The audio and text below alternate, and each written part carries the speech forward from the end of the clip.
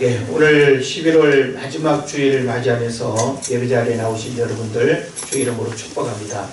이제 한 해의 마지막 달을 남겨놓고 있고요. 이제 오늘 주일부터는 대림절이라고 해서 성탄절 전 4주간을 대림절로 이렇게 절기를 지킵니다. 그래서 초대교회 때부터 이 대림절 절기는 예수 그리스도의 탄생을 기뻐하면서 다시 오실 예수 그리스도의 재림을 기다리는 절기, 이게 이제 바로 대림절이 되는 겁니다. 그래서 이미 2000년 전에 예수님이 이 땅에 오셨는데 우리 이 땅에 오셨던 그 주님을 기뻐하고, 그리고 다시금 부활성찰하신 그 주님을 우리가 재림주로 이렇게 바라보고 기다리는 그런 믿음을 우리가 새롭게 하는 시간 되어야 할 줄을 믿습니다.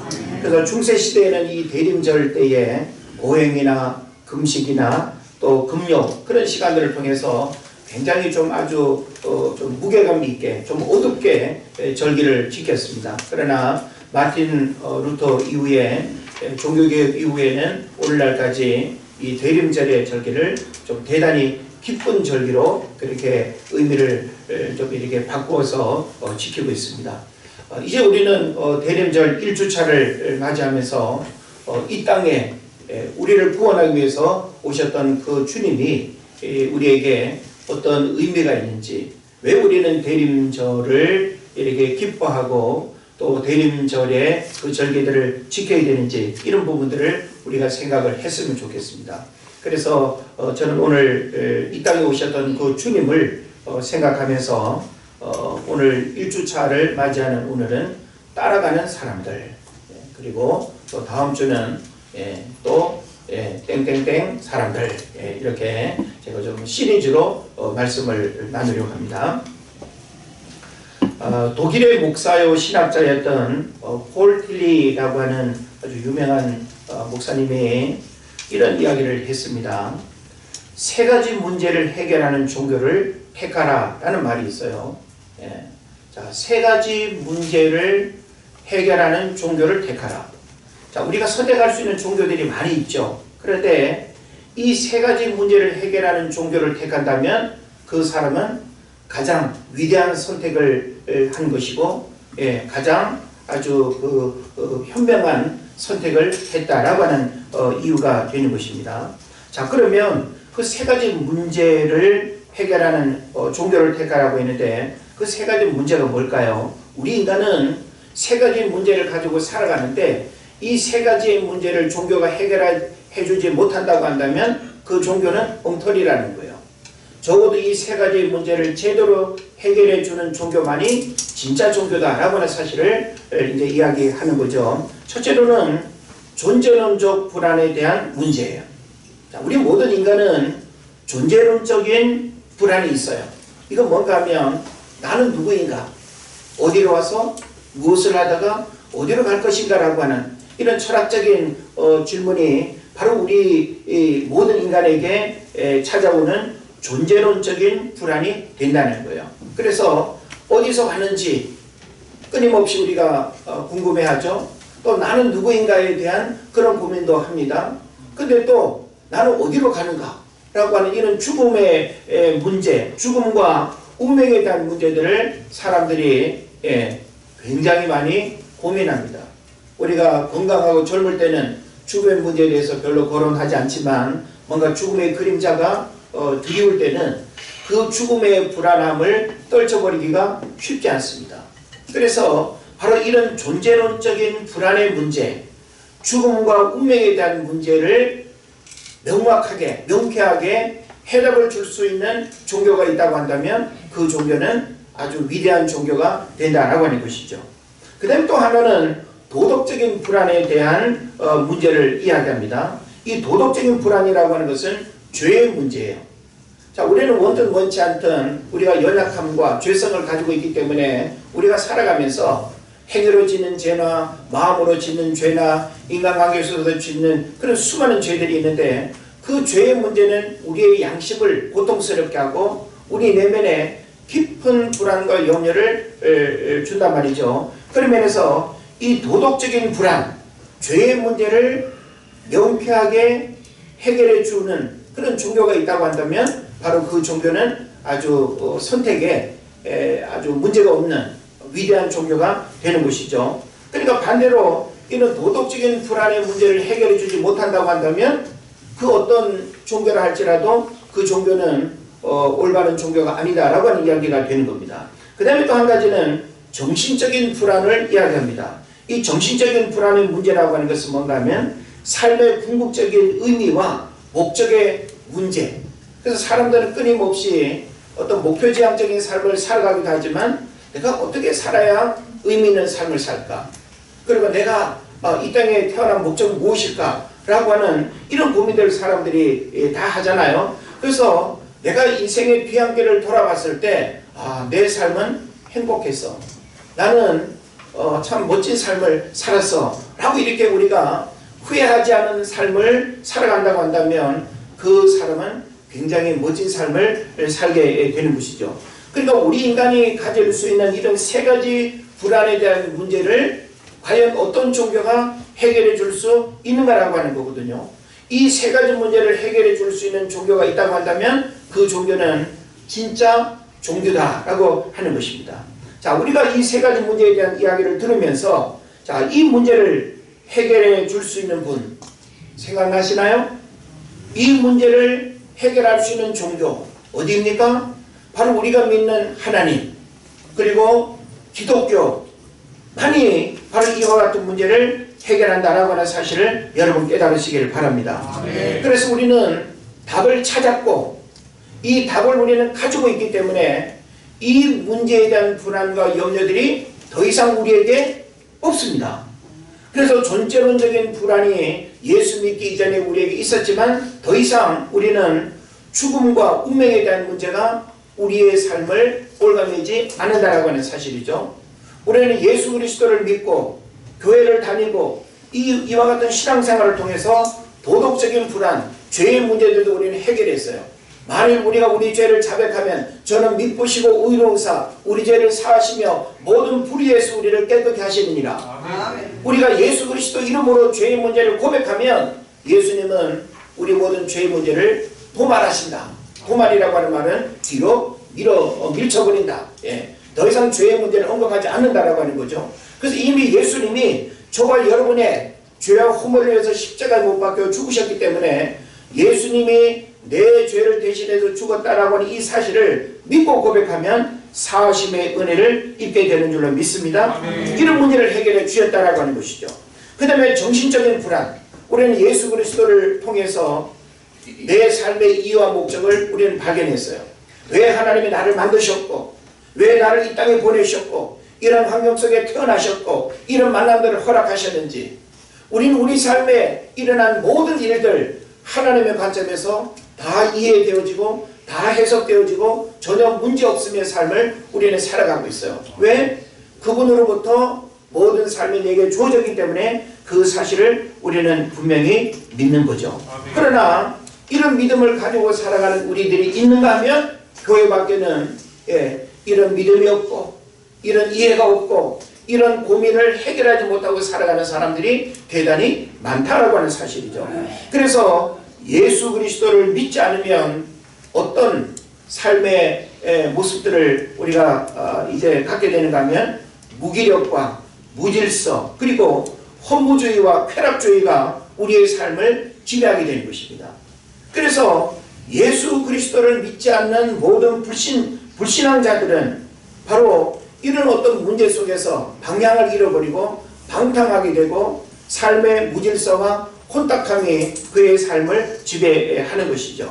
특히 우리는 현대 문명 속에 살아가면서 현대 문명이 우리에게 수많은 편리함의 문제들을 해결해 주었지만 우리 내면에 그리고 영적인 부분에 있어서는 엄청난 공허와 불만족의 욕구들을 끊임없이 가지고 살아간다는 것이 현대인의 문제가 되는 것입니다. 그래서 현대인들은 수많은 중독에 빠져 살아가고 있어요. 여러분들도 부분적인 그런 중독의 어떤 문제에 이렇게 연루되는 그런 부분들이 있기도 할 텐데 술, 여자, 마약, 도박 게임, 야동, 음란, 쇼핑, 운동, 여행, 헤아릴 수 없이 많은 이런 어떤 그 문제들이 오늘날 바로 이런 중독의 문제로 우리에게 다가오는 것을 우리가 기억을 하는 것입니다. 그래서 사람들은 나도 모르게 이런 중독에 빠져 있다는 사실 잘 인식하지 못합니다. 그리고 우리의 모든 삶의 환경이 이런 중독에 빠질 수밖에 없는 그런 환경 속에 노출되어 있어요. 그러니까 쉽게 중독에 빠질 수 있는 그런 문제들이 우리에게 있다라고 하는 사실을 우리가 이해할 수 있는 것입니다. 제가 주중에는 말씀을 준비하면서 이런 궁금증이 생겼어요. 우리를 유혹하는 여러 가지 것들이 많은데 아마 대표적인 것들이 아마 그 중에 하나가 술일 겁니다. 술도 종류가 많이 있을 텐데 소주의 이름이 얼마나 아름답고 매혹적인 이름인지 아는 사람들이 그렇게 많지 않을 것 같아요. 그래서 전국 팔도에 그 지역마다 이렇게 만들어서 파는 그 술 이름들이 굉장히 많습니다. 우리가 그 이름만 들으면 와, 참 굉장히 멋진 이름이고 굉장히 아주 아름답고 매혹적인 그런 이름으로 우리가 이해를 할 수 있는데 참이슬, 이제 우린, 처음처럼, 하이트, 시원한 청풍, 입세주, 시원, 한라산, 푸른밤. 제목만 우리가 들어보면 굉장히 그 이름이 갖는 그런 아주 그 순수한 그런 이제 의미들을 우리가 이렇게 생각해 볼 수 있습니다. 도심 한복판 어딜 가도 술권하는 사회가 되었고 술 취한 사회가 되었고 음란물로 가득한 병든 사회가 되어버렸습니다. 그래서 이 시대를 치유하고 이 땅을 고쳐야 할 사명이 이 땅 위에 세워진 교회이며 교회로 살아가는 여러분에게 바로 시대의 사명으로 주어진 줄로 우리가 믿어야 될 줄을 믿습니다. 그래서 저는 우리 시대의 어떤 상황들을 우리가 이렇게 진단을 해보면서 하나님이 이 시대 가운데 우리를 이 땅에 태어나게 하시고 우리를 보내신 하나님의 뜻이 무엇인가 라고 하는 사실을 우리가 깨달아야 된다라고 하는 것이죠. 자, 성탄의 계절이 시작되었습니다. 오늘 우리는 대림절을 이제 맞이하면서 2000년 전 성육신하신 예수님을 다시금 기억하고 예수님을 따라가는 삶을 우리가 살아야 될 것입니다. 자, 예수님을 따라가야 된다라고 하는 것은 우리에게 주어진 의무예요. 선택의 문제가 아니라 구원받은 하나님의 자녀들에게 주님이 요구하시는 삶은 바로 주님을 따라가는 삶이다 라고 하는 것이죠. 그래서 오늘 마태복음 4장 19절에도 보면 그분께서 그들에게 이르시되 나를 따르라 내가 너희를 사람들을 낚는 어부가 되게 하리라 하시니 그렇게 말씀하고 있어요. 나를 따르라. 한번 따라합시다. 나를 따르라. 나를 따르라. 자, 예수님이 고기를 잡고 있는 그물을 싣고 있던 여러 그 사람들을 제자로 그렇게 부르셨죠. 그래서 그들을 이렇게 선택해서 나를 따르라 라고 이렇게 말씀을 하셨어요. 그래서 사람은 부르신 자를 따라야 합니다. 또 사랑하는 대상을 따라야 합니다. 우리를 죄 가운데서 부르시고 독생자를 죽기까지 사랑하신 분이 누구인가 라고 하는 사실을 우리는 알게 되는데 바로 하나님이고 그리고 예수 그리스도 그분이 우리가 따라가야 할 그런 대상임을 분명히 믿습니다. 사람은 하나님이 원하시는 길을 따를 때 행복과 만족이 있습니다. 예수님은 날마다 우리를 사역의 자리로 초청하시고 생명을 구원하는 일에 부름을 받았습니다. 그래서 우리는 교회 밖에서 우리에게 주어지는 육신의 삶이 분명히 있지만 우리가 살아가야 할 삶의 이유와 목적은 주님이 우리를 부르신 그 부르심의 삶을 향해서 우리가 살아가야 되는 것, 따라가야 되는 것, 이것이 바로 주님이 우리에게 요구하는 그런 삶인 줄 믿으시기를 바랍니다. 로제타 쇼드 홀이라고 하는 분이 있는데 의료 선교사이면서 교육자입니다. 그래서 이 로제타라고 하는 분은 여성 선교사인데 미국 뉴욕의 리버티에서 출생했고 캐나다인과 결혼을 했습니다. 그래서 미국의 펜실베니아 의대를 졸업한 이 로제타 쇼드홀은 44년간을 한국에서 여성 의료 선교사로서 지냈습니다.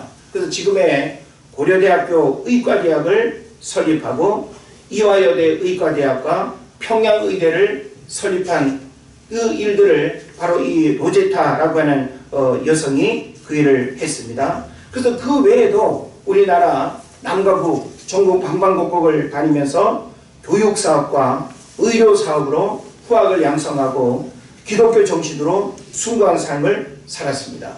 그런데 1800년대 그 후반에 우리나라의 선교사들이 많이 이렇게 들어오게 되는데, 사실 그 당시 이 조선이라고 하는 나라는 지도에서 찾아보기도 어려울 만큼 작은 나라였고 주목받지 못하는 그런 나라였습니다. 근데 그가 조선에 올 수 있었던 것은 하나님의 부르심의 메시지가 분명히 있었기 때문이라고 이야기를 합니다. 그래서 이 로제타에 대한 글을 찾아서 읽어보니까 이 로제타라고 하는 그 여성이 어찌 보면 미국에서 의학을 공부했고 또 의사로서 어찌 보면 편안한 삶을 살 수 있겠죠. 그리고 그가 의료 선교에 대한 비전을 품었다 하더라도 미국이라고 하는 그 엄청나게 큰 나라에 인디언들도 많고 그를 필요로 하는 그런 어떤 사람들이 얼마나 많겠습니까? 그럼에도 불구하고 이 로제타가 한국에 올 수 있었던 그 이유가 뭔가 하면 바로 하나님의 부르심의 메시지가 분명히 있었는데, 그 부르심의 메시지가 뭔가 하면 아무도 가려하지 않는 곳에 아무도 하지 않는 일을 하라. 이게 메시지였어요. 그러니까 누구나 쉽게 가는 곳, 누구나 쉽게 할 수 있는 그 일은 하나님의 부르심이 아니다라고 하는 것을 깨닫게 된 거죠. 그럼 오늘날도 우리가 하나님의 어떤 부르심의 삶을 우리가 쫓아간다라고 할 때 누구나 쉽게 편안하게 갈 수 있는 그 길은 부르심의 길이 아니에요. 우리가 성경에도 보면 하나님이 부르신 그 사명의 길은 쉽게 갈 수 있는 길이 아니에요. 아무나 할 수 있는 일이 아니에요. 그래서 그 특별한 어떤 부르심 앞에 순종함으로써 그 길을 가게 되는 거 우리가 이해할 수 있는 것이죠. 그래서 아메리카도 인디언도 많고 또 지도에서 조선이 어디 붙어 있는지도 보이지 않는 그 미지의 땅에 오직 복음의 열정으로 이 땅을 밟았다는 것은 대단한 일이 되는 것입니다. 비행기가 없던 시대에 배를 타고 한 달여 기간 동안 조선에 왔던 그 선교사들, 헤아릴 수 없을 만큼 많은 선교사들이 있죠. 양화진 외국인 노역에 누워서라도 한국의 복음화를 위해서 일평생 헌신한 그런 선교사들을 우리는 기억을 해야 됩니다. 그래서 이 로제타가 바로 주님이 원하시는, 그리고 주님이 명령하신 그 길을 따라간 그런 어떤 이제 삶을 우리가 조명해 보면서 우리도 우리가 가야 할 길, 우리가 따라가야 할 길이 과연 어디인가라고 하는 사실을 우리도 돌아볼 수 있어야 되는 것입니다. 그래서 우리는 이런 선교사의 어떤 열전들을 통해서 그들의 헌신의 수고와 그리고 복음 전도의 그런 씨앗이 그런 어떤 헌신을 통해서 뿌려졌기 때문에 오늘날 이제 선교 140년이 되어가는 이런 우리 한국 선교사의 위대한 어떤 열매들을 맺는 그런 기회가 됐다는 사실을 알아야 되는 것입니다. 그래서 우리는 편견을 버리고 일본도 가야 합니다. 아무리 멀어도 아프리카도 가야 합니다.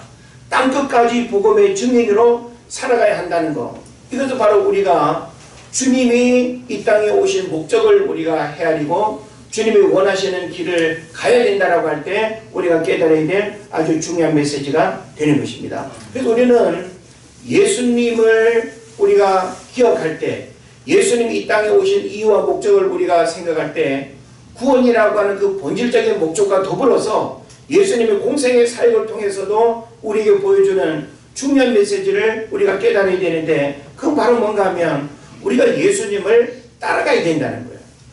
자, 우리가 예수님을 따라가는 삶을 살아가는 것이 이 땅에서 우리에게 허락된 모든 일이에요.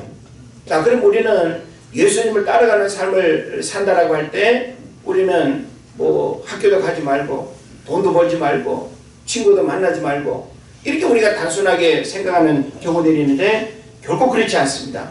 우리가 주님을 따라간다는 것은 여러 가지 그 의미가 있는데 저는 오늘 특별히 우리가 예수님과 나와의 관계 속에서 내가 예수님을 따라가야 된다라고 할 때 무엇을 따라가야 되는가라고 하는 부분을 오늘 말씀 속에서 살펴보려고 합니다.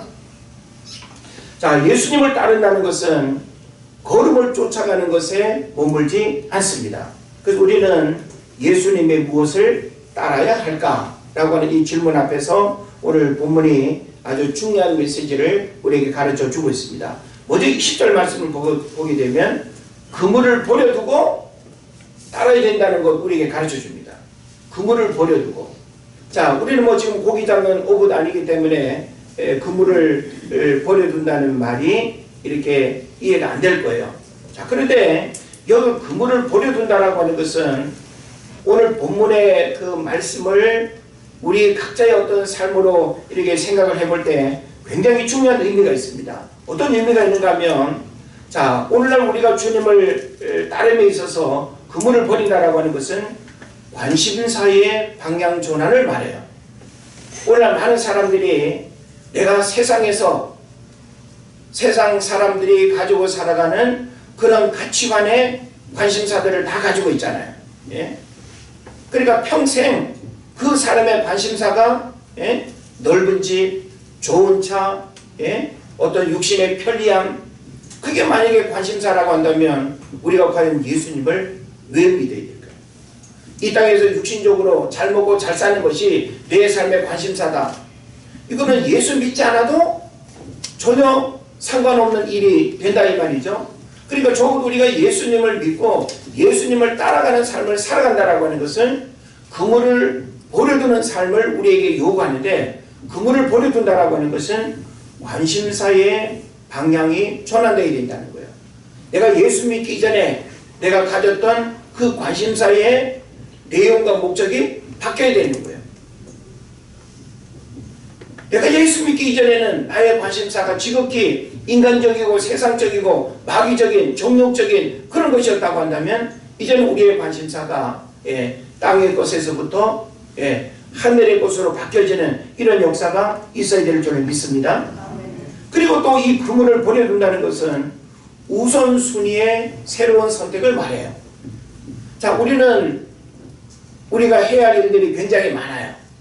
돈 버는 일, 공부하는 일, 친구를 만나는 일, 우리가 교회 밖에서 육신의 일들 속에서 우리에게 주어지는 일들이 굉장히 많지 않습니까?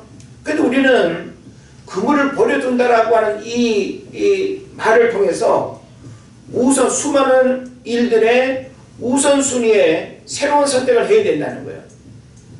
그러니까 우리가 이전에는 뭐 교회 가서 예배하고 병건 생활하고 영혼을 구원하고 이런 일에 전혀 관심이 없었다면, 그리고 그런 일들을 늘 어떤 우선순위의 끝에 우리가 뒀다고 한다면 이제 우리는 우선순위의 새로운 선택을 할 수 있어야 된다라고 하는 겁니다. 그 다음 또 이 그물을 버려둔다는 것은 더 소중한 것을 위한 내려놓음을 의미해요. 우리가 지금 부여잡고 살았던, 지금까지 내가 주님의 그 부르심을 모르고 주님을 따라간다는 그 의미를 내가 모르고 살아갈 때는 내가 지금 부여잡고 있는 이것이 최고의 선택이라고 생각하며 살았다 이 말이죠. 그런데 이제 우리는 그물을 버려두고 주님을 따라야 되는 거예요. 주님 우리에게 그걸 요구하는 겁니다. 너희는 나를 따르되 그물을 버려두고 나를 따르라. 그래서 내가 이제는 너를 사람 낚는 어부가 되게 하겠다. 이거는 단순히 어떤 환경적인 어떤 변화뿐만 아니라 이런 관심사의 방향 전환을 오늘 이 시대를 살아가는 우리에게 요구하는 메시지가 된다는 겁니다. 우선순위의 새로운 선택, 더 소중한 것을 위한 내려놓음, 이게 바로 그물을 버려두고 주님을 따라야 하는 그런 의미가 되는 거예요. 그래서 저와 여러분은 오늘날 우리가 그물로 고기를 잡는 그런 어부가 아닐지라도 그물을 버려두고 주님을 따른다라고 하는 것이 무엇을 의미하는가라고 하는 사실을 이 성탄의 계절, 이제 대림절을 맞이하면서 이런 의미들을 우리가 깨닫고 주님을 따라야 될 줄로 믿습니다. 그 다음에 22절에서는 배와 아버지를 버려두고 따라야 된다고 했어요. 그죠? 자, 배와 아버지를 버려두고 따라야 된다. 우리가 이 문자적으로 해석하면 이거 굉장히 위험한 거예요. 그죠?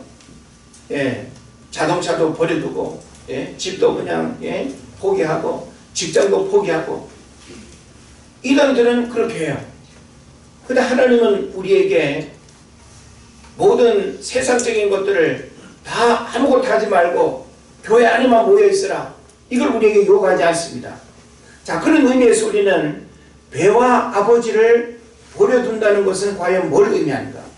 오늘날 우리도 주님을 따라야 된다고 할 때 배를 버려두고 아버지를 버려두고 주님을 따라야 하는 일들이 우리 앞에도 놓여 있습니다. 그렇다면 여러분은 과연 배와 아버지를 버려두고 예수님을 따르고 있는가? 오늘날 많은 사람들이 배와 아버지를 버려두고 예수님을 따라야 되는데 그렇게 못하고 있어요. 그러다 보니까 이것도 안 되고 저것도 안 되고 신앙생활이 너무나 큰 부담으로 다가오고 기쁨이 없고 이런 문제들이 있다 이 말이죠. 그래서 배와 아버지를 버려두고 우리가 주님을 따른다라고 하는 그 근본적인 의미를 우리가 깨달아야 되는 거예요. 그 의미가 뭔가 하면 한 가지는 세속적인 매임의 관계를 청산해야 된다는 거예요. 하나님이 목회자를 불렀어요.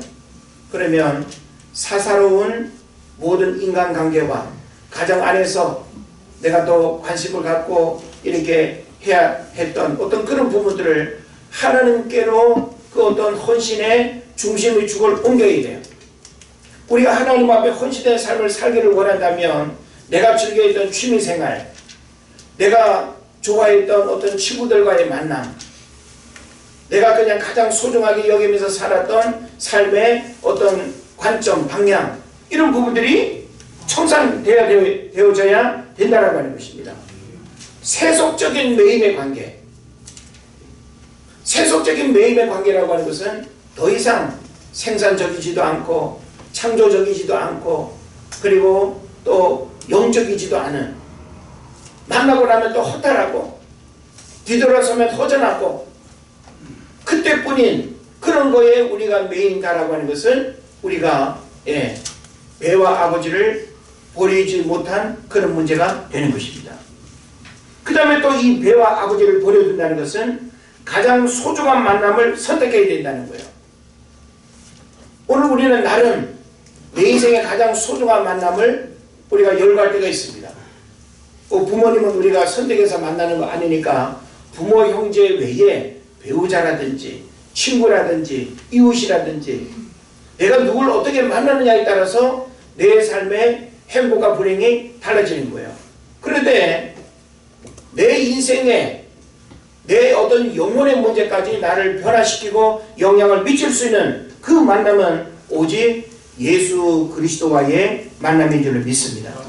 그래서 배와 아버지를 버려둔다라고 하는 것은 가장 소중한 만남을 선택해야 된다는 거예요. 용기와 결단이 우리에게 필요합니다. 옛날 술친구를 끊어버리는 거 아쉬울 수 있어요. 늘 함께 놀아다니고 떡볶이 먹는 일에 가장 행복한 친구 아쉬울 수 있어요.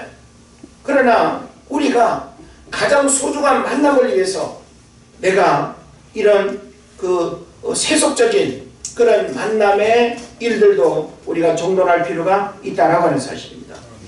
그 다음에 또 배와 아버지를 버려둔다라고 하는 것은 나를 붙들고 있는 관계를 단절시키는 거예요. 더 이상 하나님께로 나가지 못하게 하는 거, 더 이상 내가 신앙이 성장하고 더 영적인 어떤 충만함의 은혜를 내가 누릴 수 있는 부분을 계속 내 발목을 부여잡고 있는 거, 취미생활, 혹은 여러분의 어떤 가정이라고 하는 그 집도 나를 그렇게 할 수 있어요. 운전을 좋아하는 사람은 자동차 운전이 배가 될 수 있어요. 다양한 어떤 취미생활이 오늘 주일 한번 빠질까? 신앙생활 뭐 크게 별나게 해야 되냐?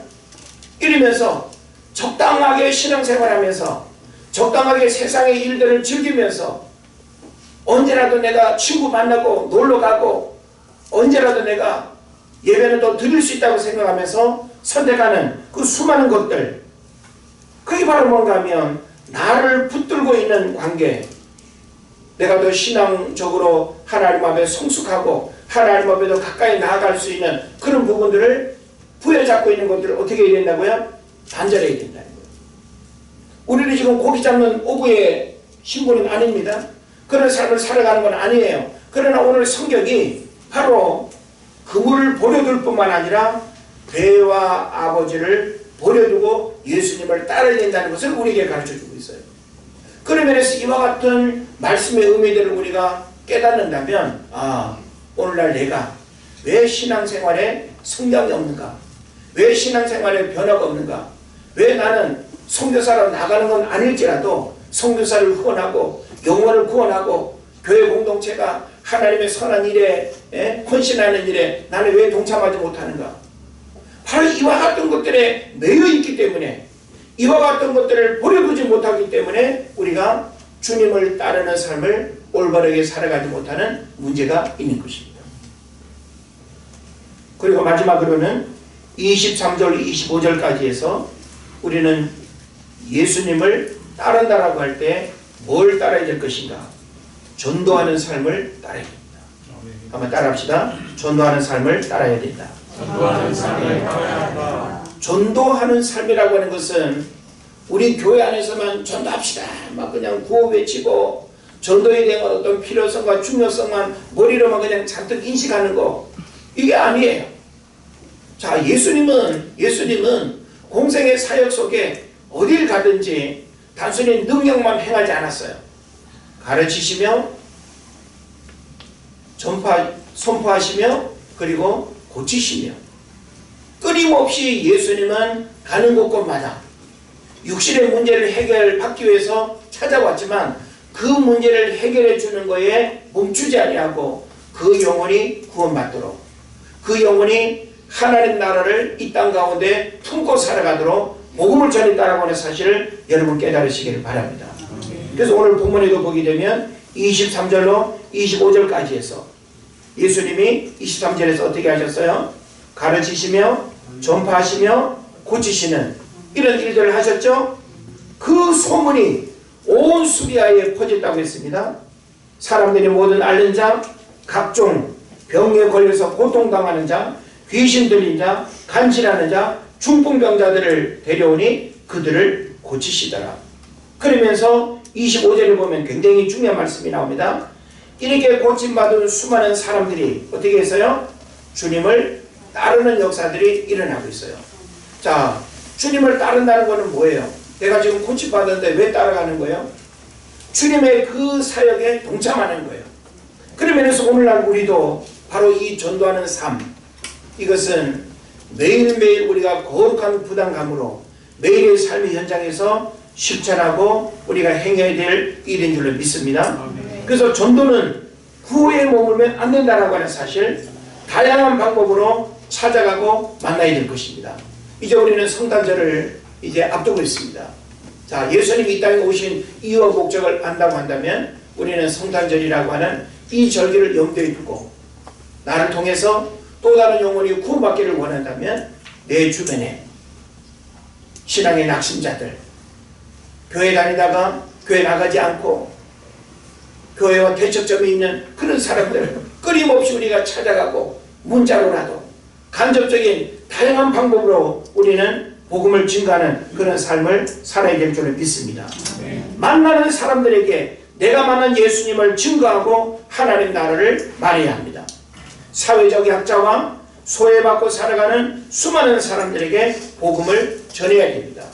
말로도 전해야 되고 또 우리 어떤 삶이 복음이 되는 그런 삶을 우리는 또 다양한 인간관계 속에서 실천할 수 있어야 하는 것입니다.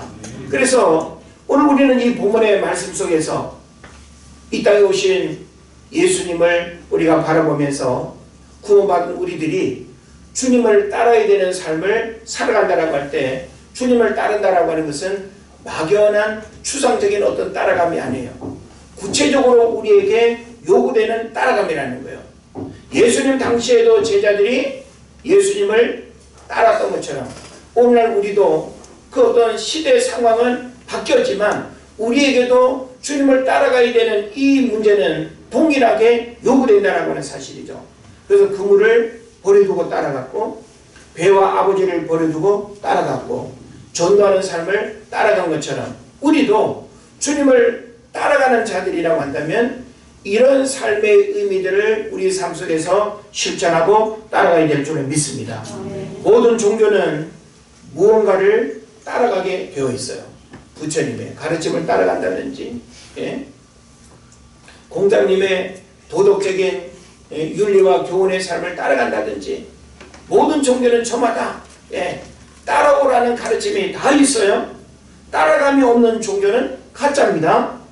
우리가 믿는 기독교는 예수님을 따라가는 삶을 요구합니다. 대림절을 맞이한 우리들은 예수님이 우리에게 보여주는 많은 것들을 본받고 따라가야 합니다. 죽음과 저주와 불행으로 이끄는 마귀의 속삭임을 따라가지 말고 영원한 생명과 축복과 행복으로 이끄는 예수님을 따라가야 될 줄을 믿습니다. 그래서 이 길 끝에 무엇이 있는가라고 하는 것은 굉장히 중요한 거예요. 우리가 지금 걸어가고 있는 이 길 끝에 천국이 있음을 우리는 알기 때문에 기꺼이 따라가는 것입니다. 그러나 오늘날 많은 사람들은 멸망의 길로 가고 있고 죽음의 길로 가고 있고 저주의 길로 가고 있고 지옥의 길로 따라가는 사람들이 많이 있습니다. 예수님은 저와 여러분을 생명의 길로 인도하기를 원하십니다. 이제 우리는 주님과 함께 나를 통해서 갈 길 몰라 방황하고 죽음의 길을 따라가고 있는 그들을 다시금 주님이 원하시는 그 생명의 길로 우리가 함께 따라가는 인도자가 되어야 될 줄을 믿습니다. 그래서 저와 여러분은 따라가는 사람들의 그 한 사람으로서 결격 사유가 없는 그리고 주님 기뻐하는 그 모습을 잃어버리지 않고 끝까지 따라가는 은혜가 있기를 주의 이름으로 축원을 드립니다. 기도하겠습니다.